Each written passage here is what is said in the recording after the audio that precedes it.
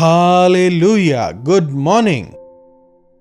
आपको good morning कहकर उठाने के लिए, प्रभु के वचनों से आपको दृढ़ करने के लिए, प्रभु का सानिध्य आपके और आपके भवन में उतरे और आपके लिए प्रार्थना करने के लिए जो अवसर प्रभु ने मुझे दिया है, इसके लिए मैं उनका शुक्रगुजार हूं। यदि आपने अब तक हमसे संपर्क नहीं किया है तो लाइव चैट पर आएं या फिर व्हाट्सएप भी कर सकते हैं। नंबर तो आप जानते ही हैं ना, 9884907779 पर आप अपने मैसेजेस को हमें भेज सकते हैं। प्रार्थना। महापवित्र पिता परमेश्वर, प्रभु एक बार फिर से हम आपके चरणों में आए हैं, अपने वचन द्वारा हमसे बात करें। प्रार्थना यीशु के नाम से मांगते हैं, आमीन। कैसे हैं आप लोग? क्या बीती रात आप लोग अच्छी नींद सोए? अरे पादरी साहब, हर रोज किसी न किसी परेशानी का सामना करना पड़ता है, क्या ऐसा कह रहे हैं? यह संसार एक संघर्ष ही तो है। इस संसार में हमें ऑटोमेटिकली शांति नहीं मिल सकती। यह संसार भ्रम से भरा हुआ है। यहां पाप का राज चलता है। यह दुनिया संसार के अधिकारी शैतान के अधीन है, इसलिए कुछ ना कुछ उथल पुथल होता ही रहता है। लेकिन यदि हम प्रभु पर विश्वास करने वाले हों और यह समझें कि हम स्वर्ग के वारिस हैं, हमें समझ आएगा कि हम इस संसार के नागरिक नहीं, इस संसार में हम केवल एक यात्री ही हैं। जो यात्रा कर रहे होते हैं, यात्री होते हैं, वे सुख सुविधा नहीं खोजते। जहां जगह मिले सो लिया, जो मिला खा लिया, एडजस्ट करके जाते हैं। इसलिए यहां जो कुछ हो उसे लेकर आप काफी चिंतित ना हो, यह थोड़े समय के लिए ही है। हमेशा याद रखें कि यहां पर आप एक केवल यात्री हैं। यह जो परेशानी है थोड़े समय के लिए है। आप स्वर्ग के निवासी हैं। मुझे प्रभु के साथ रहने का सौभाग्य मिलेगा। याद रखें। कैसे हो सकता है पादरी साहब, परेशानी में आप शांत रहने को कहते हैं? जी हां, प्रभु कहते हैं ना, अपना बोझ मेरे पास लाओ। यीशु मसीह पर विश्वास करने वालों की सबसे बड़ी आशीष क्या है जानते हैं? कि हम सर्वशक्तिमान के साथ प्रार्थना में वार्तालाप कर सकते हैं और वे हमारी विनती सुनते हैं। एक बार देखिए फिलिपियों की पत्री 4 अध्याय उसकी 6वीं आयत। किसी भी बात की चिंता मत करो, किसी भी बात की चिंता मत करो। इंसानों को आखिर किन बातों की चिंता होती है? ज्यादातर हमें क्या चीजें परेशान करती हैं? कल क्या खाएंगे, क्या पिएंगे, क्या पहनेंगे, कौन सी गाड़ी खरीदनी है, घर का क्या होगा, बच्चों का क्या होगा। ऐसी ही विभिन्न चिंताएं मनुष्यों को पीड़ित करती रहती हैं। चिंता मत करो, उनके बारे में मत सोचो नहीं कहते, उनके बारे में योजना मत बनाओ नहीं कहते। चिंता मत करो, उन्हें सोचकर व्याकुल ना हो। यदि आप चीजों के बारे में सोचकर चिंतित होते रहेंगे तो अंततः वो चिंताएं आपको डिप्रेशन में लेके जाएंगी, निराशा में लेके जाएंगी। किसी भी बात की चिंता ना करो, इसका मतलब यह नहीं कि आप लापरवाह हो जाएं और केयरलेस होकर जीवन बिताएं, परंतु हर एक बातों में तुम्हारा निवेदन प्रार्थना और विनती के द्वारा धन्यवाद के साथ परमेश्वर के सन्मुख उपस्थित किए जाएं। वचन कहता है कि चिंता मत करो, यह नहीं कि उसके विषय प्रार्थना मत करो, यह नहीं कि उसे प्रभु को मत बताओ। अपनी विनतियों को, प्रार्थनाओं को परमेश्वर के सन्मुख उपस्थित करो। आपने देखा होगा ना, कुछ ऑफिसेज में प्रार्थना पत्र उपलब्ध होते हैं, रिक्वेस्ट लेटर्स वगैरह होते हैं ना, जो हमें लिखना पड़ता है, मुझे ये चाहिए, वो चाहिए, या नौकरी चाहिए।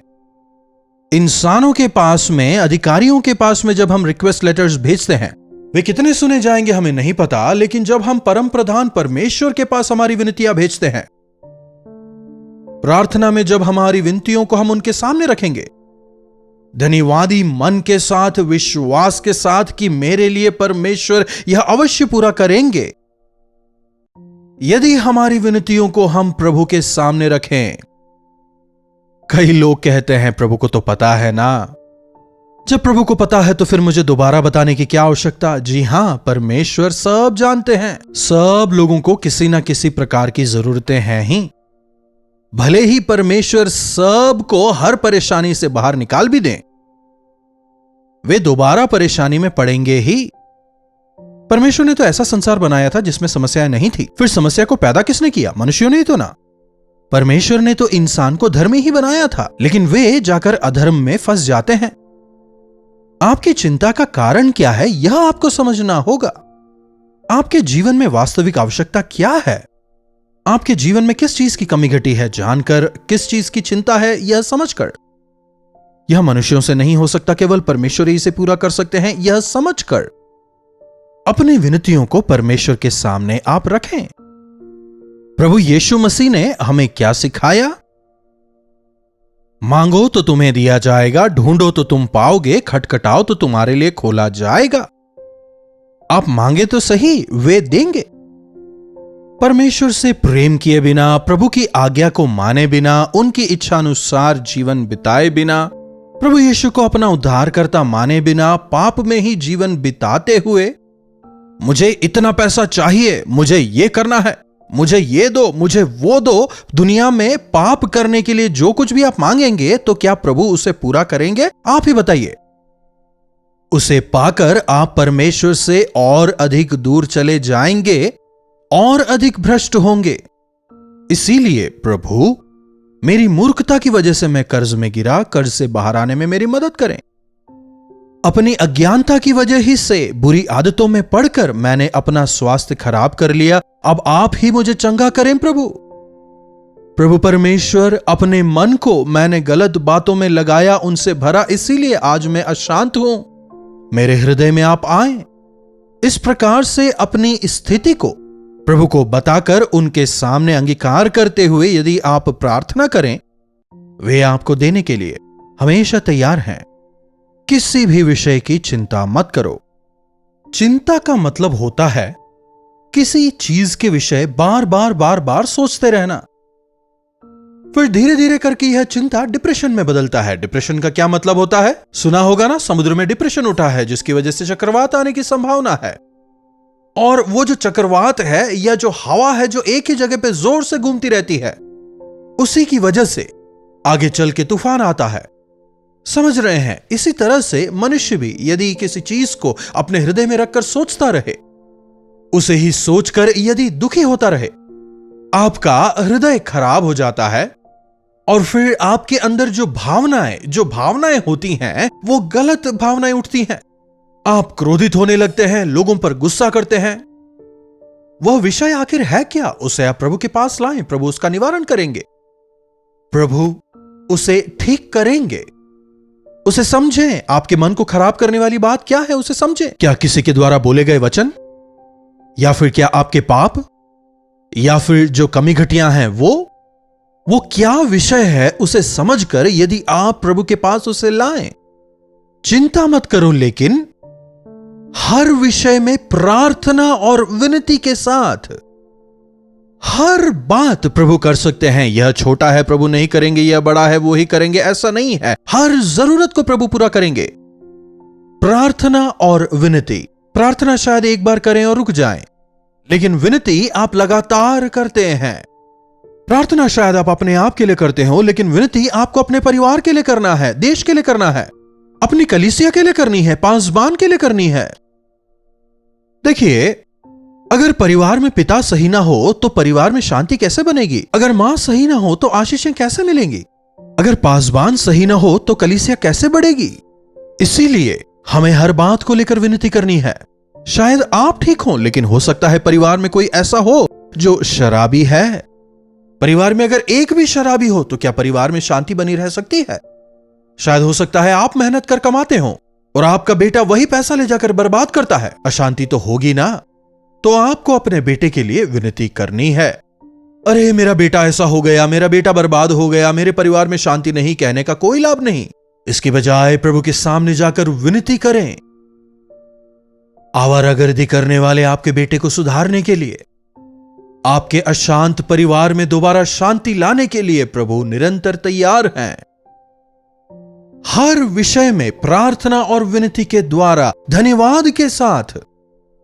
देखिए, जब हम प्रभु के पास जाते हैं, धन्यवादी होकर हमें जाना है। घमंडी होकर काफी योग्य बनकर क्यों नहीं करेंगे, करना पड़ेगा। कुछ लोग इस प्रकार से प्रार्थना करते हैं। प्रभु ने इतना कुछ किया है ना, उसे याद करते हुए, प्रभु बीते दिनों में आपने मेरी इतनी भलाई की, और भी भलाई करें।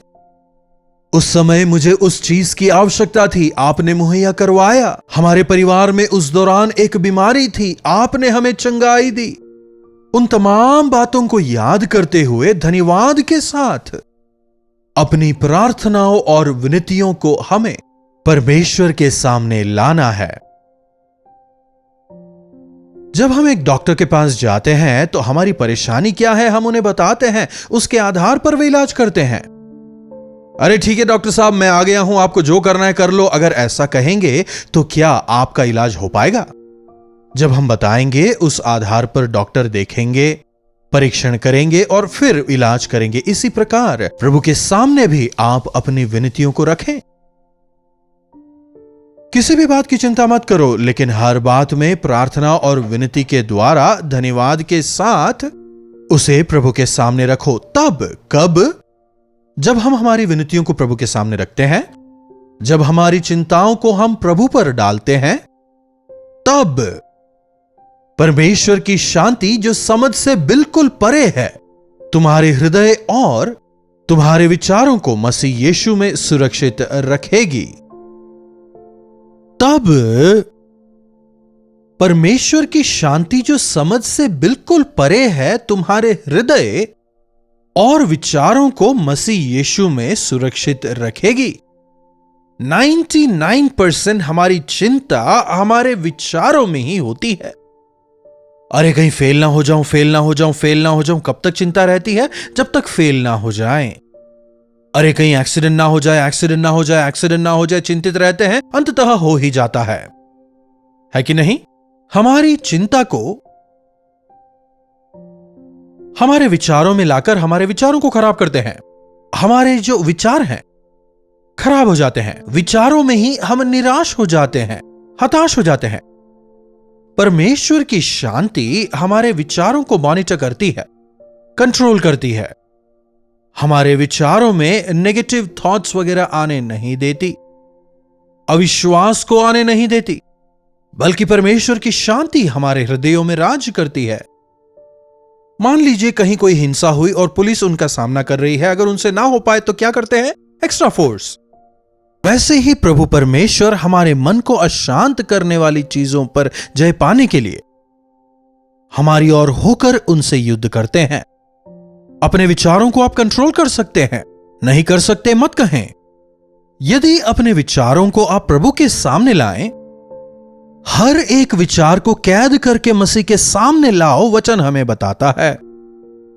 यदि हमने हमारे विचारों में शांति पाली तो हमारा पूरा जीवन शांतिमय होगा। हम प्रभु की इच्छा के अनुसार जीवन बिताएंगे।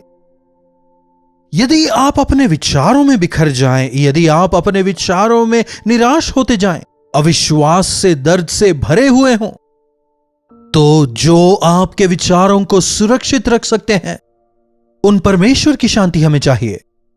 जब हम अपनी प्रार्थना और विनतियों को परमेश्वर के सामने रखते हैं, वे अपनी शक्ति को रिलीज करते हैं, और जब वे अपनी शांति हमें देते हैं, तब वह शांति हमारे हृदय और हमारे विचारों को सुरक्षित रखती है। नेगेटिव थॉट्स को, बुरे विचारों को हमारे मन में, हमारे विचारों में आने से रोकने के लिए प्रभु हमें अपनी शांति से भरते हैं, क्योंकि परमेश्वर की शांति हमारे हृदय में राज्य करती है। इस नए साल में शांति के साथ आगे बढ़ पाने के लिए अपने प्रार्थना और विनतियों को प्रभु के सामने हमेशा रखें। प्रार्थना। महापवित्र पिता परमेश्वर, प्रभु आज जो कोई भी जिस किसी बात को लेकर परेशान है, चिंतित है, हताश है, आज उनसे आप बात करें। प्रभु अपनी शांति मैं तुम्हें देता हूं, संसार जैसा देता वैसी नहीं, अपनी शांति तुम्हें देता हूं। आप शांति के राजकुमार हैं, आपकी शांति हमारे हृदयों में राज करने पाए। प्रार्थना विनती के साथ हमारी चिंताओं को हमेशा आपके सामने रखकर विश्वास से आगे बढ़ने का अनुग्रह हमें दें। प्रभु आज जो कोई भी किसी भी प्रकार की जरूरतों में है, वे आज अपने जीवनों में आपसे एक चमत्कार प्राप्त कर आपके गवाह होकर जीने वाले हो जाएं। प्रार्थना यीशु के नाम से मांगते हैं, आमीन।